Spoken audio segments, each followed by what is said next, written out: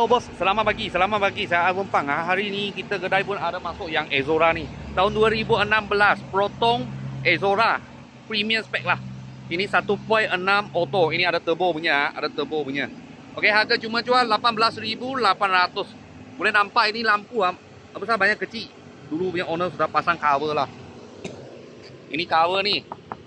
Okey, dia punya tepi ada LED tail light. Tengah dalam macam ni ya. Kereta ni condition okey. Saya tadi sudah test drive, aircon sejuk lagi. Engine gearbox tak ada masalah. Turbo banyak oh. Lepas tu ini saya tak tahu apa barang lah. Ini mungkin support dia punya current. Current sebab dia punya earth banyak tarik. Okey. Harga jual 18,800 tahun 2016.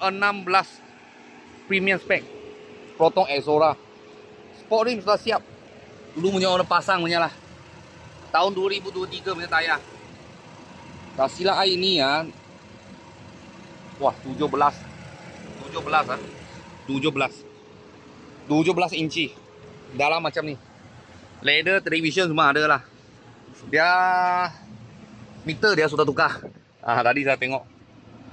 Warna Exora A sana tulis.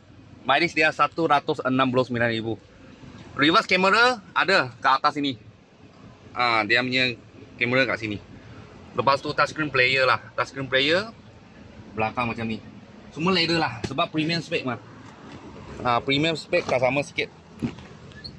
Dalam semua leather. Belakang pun sama juga. Aircon belakang, depan semua sejuk saya ada cek punya.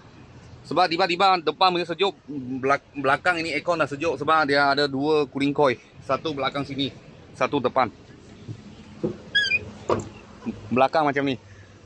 Tahun 2016 tahun 2016 Proton Exora. Harga jual 18,800. Kalau bos-bos dan kawan-kawan siapa tengah cari satu MPV Proton Exora ni premium spec, kita sini ada sebiji. Kalau ada apa mula-mula kita, saya akan video lagi. Thank you bos.